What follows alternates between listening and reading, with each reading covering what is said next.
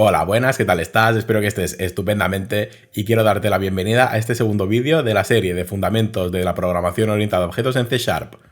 En este segundo vídeo aún no entraremos en las bases de la programación, nos quedaremos explicando los diferentes elementos con los que trabajaremos en el entorno de trabajo. Me sabe mal decírtelo, puesto que en el vídeo anterior te comenté que este vídeo iría referente a los tipos de variables, pero bueno, haciendo el vídeo me he dado cuenta que me quedaban dos secciones claramente diferenciadas, una explicando el entorno de trabajo y otra explicando los diferentes tipos de variables primitivas que encontramos, así que he decidido dividirlo en este vídeo que estás viendo.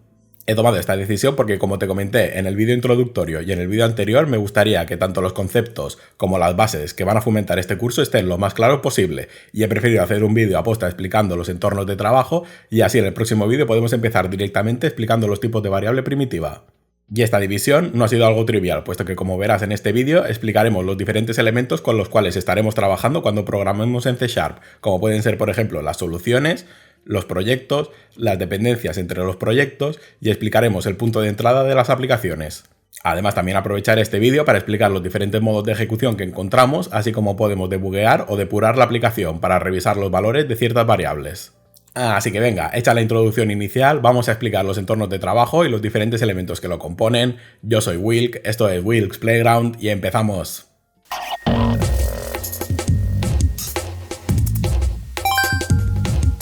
Y me veo obligado a empezar el vídeo con un concepto fundamental sobre el cual se va a basar toda la estructura que veremos, que son las soluciones. Una solución, cuando estamos hablando en el ámbito de la programación, no es más que un conjunto de proyectos que va a determinar la especificación de la aplicación. Lo primero que tienes que saber de las soluciones es que tienen que estar compuestas como mínimo de un proyecto, aunque es bastante habitual, por no decir que es la regla general, que una solución esté compuesta de varios proyectos con competencias separadas. Y también tenemos que diferenciar que una solución puede contener múltiples aplicaciones. Una solución no tiene por qué estar regida únicamente por una aplicación. Como te comento, puede tener múltiples aplicaciones diferentes que interactúen entre ellas. Así que, refinando un poco la definición de solución, podemos decir que es un conjunto de componentes, funcionalidades o aplicaciones que se integran entre ellas para resolver un objetivo concreto. Y antes de ir a crear la solución que utilizarás para realizar los diferentes ejercicios y para seguir este curso, podemos ver varios ejemplos de soluciones del mundo del desarrollo de videojuegos, como pueden ser los proyectos de Unity, los proyectos de Unreal Engine, o incluso podemos revisar la solución que tenemos lista de la aplicación de este curso. Pues empezaremos analizando las soluciones que tengo preparadas, y podemos empezar, por ejemplo, con el proyecto del curso, que en este caso, como puedes ver, estamos ante una solución que únicamente tiene un proyecto, y la solución tiene el nombre de Programming 101 CS. Y si te fijas, justo al lado del nombre de la solución encontramos el número de proyectos activos, que en este caso es 1 de 1. Y para que veas a lo que me refiero, si pulsamos el botón derecho encima del proyecto y seleccionamos la opción de Download Project, podrás ver cómo el número de proyectos activo cambia de 1 a 0. Y para volver a activar el proyecto, lo único que tenemos que hacer es pulsar el botón derecho encima de él y seleccionar la opción de Reload Project o Reload with Dependencies, que ya veremos qué es lo de las dependencias más adelante. Y vista esta solución, podemos pasar a la siguiente solución que veremos, que en este caso vamos a estar tratando con un proyecto de Unity. Que, como puedes ver, en este caso estamos delante de una solución que tiene dos proyectos diferentes. El primer proyecto se va a encargar de contener los scripts del juego y el segundo va a contener los scripts del editor. Y con esto podemos pasar directamente a la última solución que veremos, que es la de un proyecto de Unreal Engine. Que en esta solución, como puedes ver, ya se nos va de madre y se desparrama la cosa, porque menos mal que tenemos el numerito arriba, porque si no nos cansaríamos de contar proyectos. Y es que precisamente ahí está la gracia de saber gestionar correctamente las soluciones, que puedes montártelas como tú quieras. Y ahora que hemos visto varias soluciones reales, podemos pasar a crear la solución que utilizarás como base para realizar los ejercicios de este curso. Tengo que decirte que cuando creas una solución, por regla general, es bastante habitual, y de hecho es lo normal, crear ya un proyecto asociado, que será el proyecto de punto de inicio. Pero bueno, como proyecto será el próximo término que veremos, vamos a crear una solución en blanco y en el próximo punto crearemos el proyecto asociado. Entonces, vistas las otras soluciones, vamos a crear nuestra propia solución. Y para ello, lo primero que tenemos que hacer es abrir Visual Studio.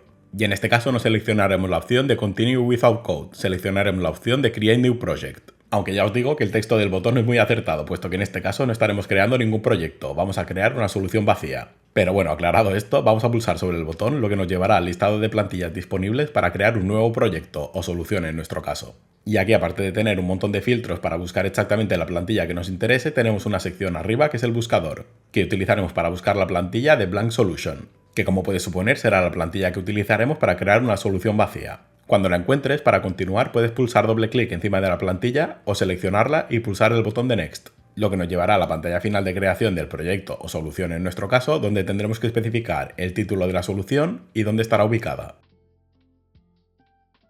Una vez que hayas puesto los campos como a ti te interese, tanto el título como la ubicación de la solución, tenemos que pulsar el botón de Create.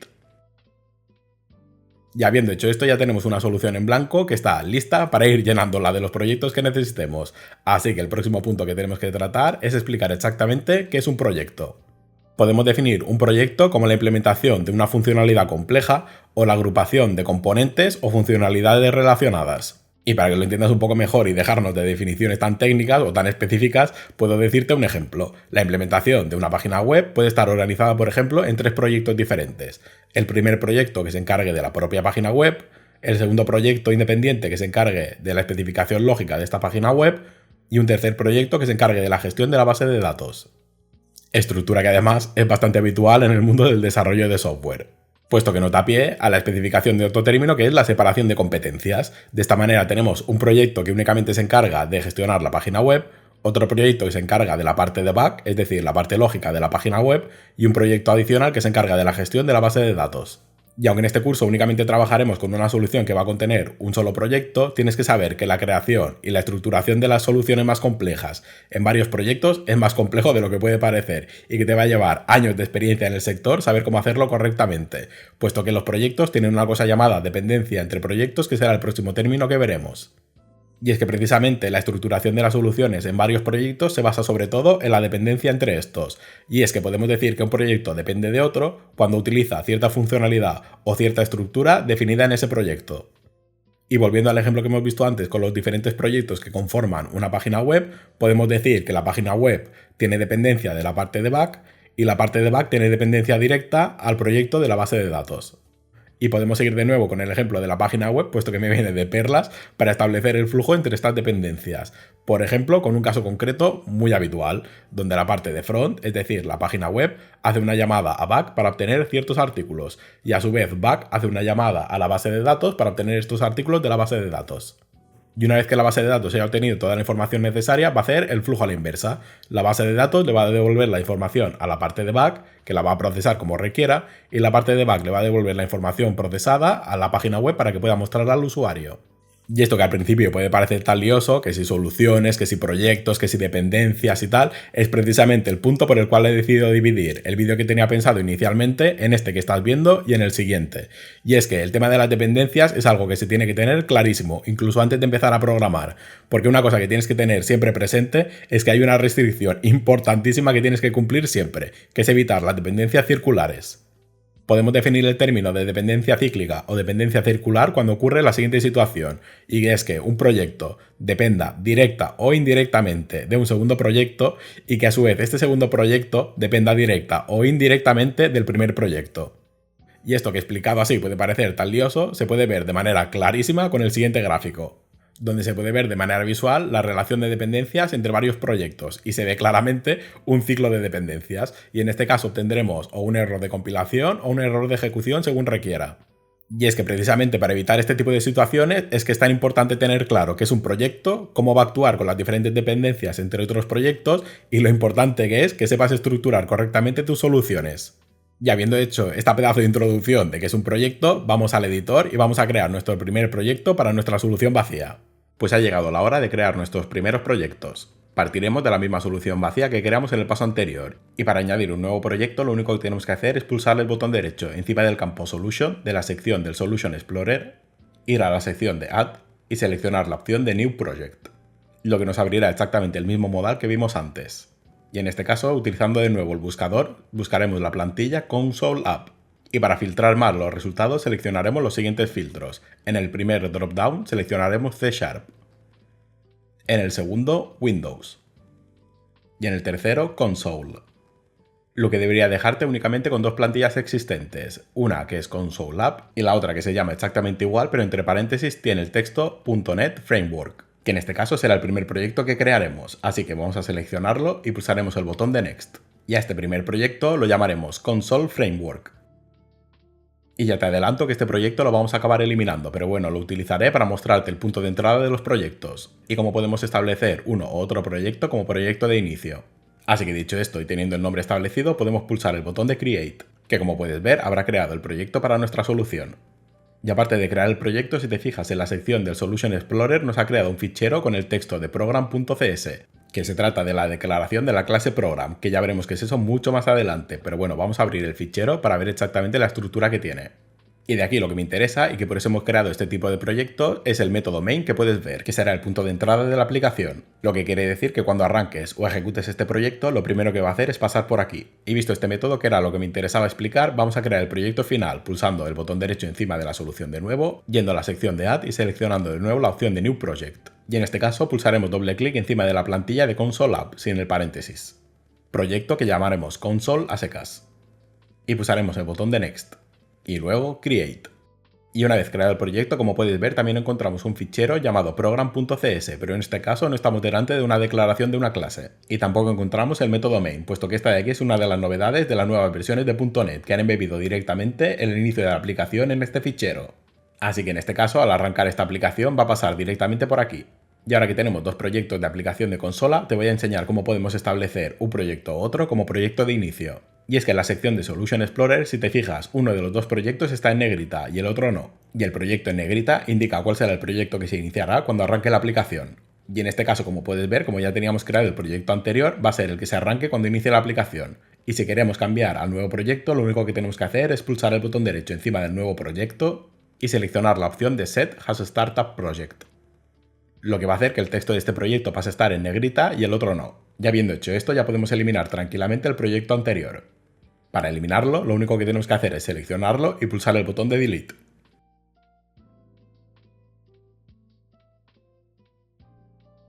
Y antes de pasar a los siguientes puntos, que serán los últimos que veremos antes de terminar el vídeo, vamos a repasar lo que hemos hecho hasta ahora. Hemos creado una solución en blanco, a la cual hemos creado y asociado un nuevo proyecto que será nuestro punto de entrada para nuestra aplicación. Y pause, porque es el momento de pedirte un poquito de ayuda para impulsar el canal. Y es que si te está gustando el vídeo y te interesa este tipo de contenido y aún no estás suscrito al canal, por favor suscríbete para estar atento a próximos vídeos. Si te está gustando el vídeo, dale un me gusta. Y si tienes alguna duda o quieres dejarme algún comentario, por favor utiliza la sección de comentarios de YouTube para hacerlo, e intentaré contestarte lo antes posible. Y te comento esto porque YouTube valora un montón este tipo de interacciones, tanto los me gusta como los comentarios, como las suscripciones en los vídeos. Y a ver si así conseguimos llegar a más gente que esté interesada en el mundo del desarrollo de videojuegos. Y recuerda también que en la descripción del vídeo tienes todos los enlaces a mis redes sociales por si quieres seguirme por otros sitios. Ya habiendo dicho esto, podemos continuar con las explicaciones del entorno de desarrollo. Lo que nos lleva a los siguientes conceptos que tenemos que ver, que es revisar cómo podemos compilar esta aplicación, término que ya vimos en el vídeo anterior, los diferentes modos de ejecución que encontramos y qué es depurar o debuguear la aplicación. En lo referente a la compilación, te tengo que decir que encontramos dos modos de compilación. Podemos compilar la solución o podemos compilar un proyecto. Pero tienes que saber que en ambos casos se va a compilar la solución o el proyecto determinado con todas sus dependencias. Y para que puedas verlo mejor y más claramente, podemos ir al IDE donde tengo preparada una solución con varios proyectos. Así que venga, vamos al IDE y vamos a verlo. Y ahora que ya sabes que una solución puede tener varios proyectos, puesto que los acabamos de crear y los hemos visto en la primera sección donde explicamos las soluciones, te puedo presentar tranquilamente esta solución con tres proyectos, que son los proyectos de Console, Database y Library. Y como puedes suponer por el texto en negrita, el proyecto de Console será nuestro punto de entrada. Y como ya hemos introducido el término de dependencia, te puedo enseñar las dependencias que tienen estos tres proyectos. Y he utilizado exactamente la misma estructura de dependencias que hemos visto en la parte explicativa. El proyecto de Console depende directamente del proyecto de Library, y el proyecto de Library depende directamente del proyecto de Database. Y Database, pues no depende de nadie. Para ver o establecer nuevas dependencias de un proyecto, lo único que tienes que hacer es pulsar el botón derecho encima del proyecto, ir a la sección de Add, y en este caso seleccionar la opción de Project Reference, lo que te abrirá este modal con los proyectos que tiene cargada la solución. Otra manera de abrirlo es ir a la sección de Dependencies, pulsar el botón derecho y seleccionar la opción de Add Project Reference. Y desde este modal podremos añadir o quitar las dependencias entre proyectos. Aunque esto de aquí únicamente te lo comento para que lo sepas, puesto que como ya te he dicho varias veces, en este curso únicamente trataremos con una solución con un único proyecto. Ya habiéndote explicado un poquito la estructura de la solución y las dependencias entre los diferentes proyectos que la componen, podemos pasar a lo que nos toca, que es hablar sobre la compilación. Para compilar en Visual Studio y en la mayoría de IDEs encontramos dos maneras diferentes: forzar una recompilación total o forzar únicamente la compilación de los proyectos que hayan sido modificados. Cuando queremos forzar la recompilación de todos los proyectos se conoce con el término de rebuild, mientras que si queremos compilar únicamente los proyectos que han sido modificados se conoce con el término de build. Y estas dos opciones las tienes disponibles si pulsas encima de un proyecto o de una solución y buscas las opciones de Build o Rebuild. Si queremos recompilar todos los proyectos que conforman una solución, podemos pulsar el botón derecho encima de la solución y seleccionar la opción de Rebuild Solution. Y aprovecharé esta acción para explicarte una cosita importante, y es la ventanita de Output que puedes encontrar abajo, donde si tienes el dropdown establecido al valor de Build, te mostrará toda la información durante el proceso de compilación. Esto incluye qué proyectos se han compilado, qué ficheros ha generado, a qué hora ha empezado y si ha ocurrido algún error. Por ejemplo, analizaremos el output de la acción que acabamos de hacer, que es el rebuild de la solución. La primera línea del log del output nos está indicando a qué hora ha empezado la recompilación. La segunda línea nos está indicando que ha iniciado la recompilación del proyecto de database, lo que también incluye, gracias a la dependencia entre los proyectos, la modificación de los proyectos de console y de library. Y la última línea de este bloque, especificada con el nombre del proyecto de database, nos está indicando que se han generado las DLLs correspondientes al proyecto. Y ya te digo que en este curso de fundamentos no vamos a explicar lo que son las DLLs, así que si quieres más información puedes buscarla por tu cuenta. Lo único que te voy a decir respecto a las DLLs, para que tengas una idea, es que va a ser el método utilizado para que un proyecto pueda depender directamente de otro. Para nuestro escenario, como library depende directamente de database, library tiene que tener las DLLs de database. Y como console depende de library, console tiene que tener tanto las DLLs de library como las DLLs de database. Y este a grandes rasgos suele ser el uso general de las DLLs. Y ya podemos continuar con lo que importa, que es con el análisis del output de la compilación. Así que podemos pasar al siguiente bloque de logs, que como puedes ver se trata de la compilación del proyecto de library. Que en este caso, como puedes ver, únicamente encontramos dos logs, el que notifica el inicio de la recompilación y el que muestra el resultado con la DLL generada. Y el último bloque que tenemos que ver tiene exactamente la misma estructura, pero con el proyecto de console. Y para finalizar tenemos dos líneas que muestran un resumen de todo el proceso de recompilación. La primera línea nos indica que se han recompilado correctamente 3 proyectos, y la segunda línea indica cuándo ha empezado el proyecto de compilación y cuánto tiempo ha tardado. Y lo más importante de esto es algo que aún no hemos mencionado, y es el orden de compilación. Y es que si te fijas, el orden que ha establecido automáticamente Visual Studio a la hora de recompilar la solución ha sido compilar primero database, después compilar library y después compilar console. Y este orden no es para nada trivial, puesto que está basado en las dependencias entre los proyectos. Que como ya hemos dicho varias veces, como console depende de library y library depende de database, el primer proyecto que se tiene que compilar obligatoriamente es database, para luego, utilizando la DLL que acabamos de generar del proyecto de database, compilar el proyecto de library y finalmente, utilizando las dos DLLs que acabamos de generar, la del proyecto de database y la del proyecto de library, compilar el proyecto de console. Y ahora que hemos hecho el proceso de recompilación, vamos a hacer una compilación normal que únicamente va a tener en cuenta los cambios. Y para que veas a lo que me refiero, si nos vamos a la solución y pulsamos en este caso la acción de build, como puedes ver, en este caso el log nos está indicando que no se ha compilado nada y que tenemos 3 proyectos que ya están al día. Y para que puedas ver exactamente cómo funciona el build y la importancia que tienen las dependencias entre los proyectos y el orden establecido tanto en el build como en el rebuild, vamos a cambiar la clase de database. Y una vez que tengamos el cambio hecho en la clase de database, sea el que sea, podemos ir al proyecto de console, pulsar el botón derecho y seleccionar la opción de build. Y como puedes ver en este caso, el proyecto que se ha compilado es precisamente el de database. Y esto es así porque console depende de library y library depende de database. Y visto los diferentes modos de compilación que encontramos y sus diferencias entre ellos, podemos pasar directamente a hablar de la ejecución de un programa, que no es más que, pues iniciarlo, ejecutarlo. Así que venga, volvemos al IDE y vamos a ver cómo podemos ejecutar este programa.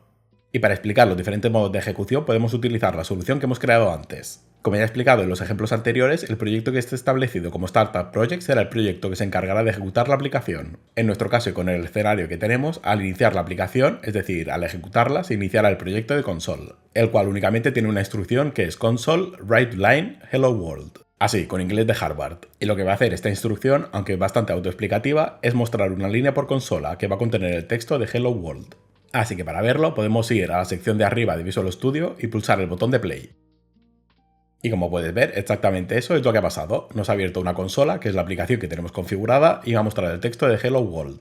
Y después de mostrar el texto, ha finalizado la ejecución. Y además voy a aprovechar el mensaje que tenemos justo debajo para explicarte los dos modos de ejecución que tenemos. Como puedes ver, el texto que tenemos justo encima del mensaje que pone Press any key to close this window nos está informando que si queremos que la consola se cierre cuando la aplicación finaliza y estamos debugueando, tenemos que activar una opción. Y no quiero que te quedes con el mensaje, sino precisamente que nos está indicando que en este modo de ejecución estamos debugueando la aplicación. Lo que es debuguear o depurar una aplicación lo veremos en el próximo punto. Solo quiero que te quedes que con este modo de ejecución estamos debugueando. Si cerramos la ventana y pulsamos el botón de play chiquitito que tenemos a la derecha, verás que cuando finaliza la ejecución este mensaje no se muestra, puesto que este modo de ejecución no implica debuguear la aplicación.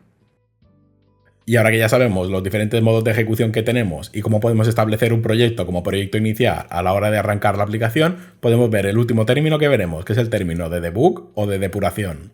Donde, si me permites, antes de ir al editor y ver de manera práctica lo que es depurar o debuguear una aplicación, vamos a hacer una pequeña explicación.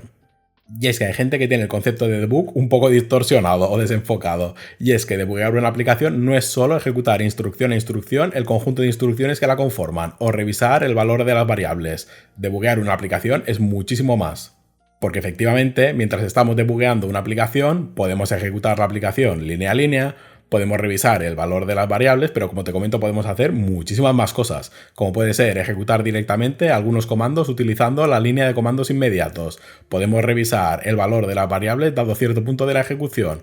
Podemos ir hacia adelante o hacia atrás en la ejecución del programa. Podemos revisar la pila de ejecución y los diferentes métodos que se están llamando y desde dónde nos están llamando. Y también podemos revisar el profiler, donde veremos toda la información relativa a la aplicación. Por no hablar que durante la depuración de una aplicación podemos modificar cualquier variable que se encuentre en el mismo bloque que estemos tratando. Y yo sé que muchos de estos conceptos son avanzados y aún no los hemos visto, pero bueno, es importante que tengas presente que depurar una aplicación no es únicamente ejecutarla línea a línea, sino que puedes hacer muchísimas más cosas que iremos viendo en este curso. Y después de esta explicación breve sobre lo que es depurar una aplicación, nada mejor para consolidar los conceptos que irse al IDE y depurar la siguiente aplicación que tengo preparada.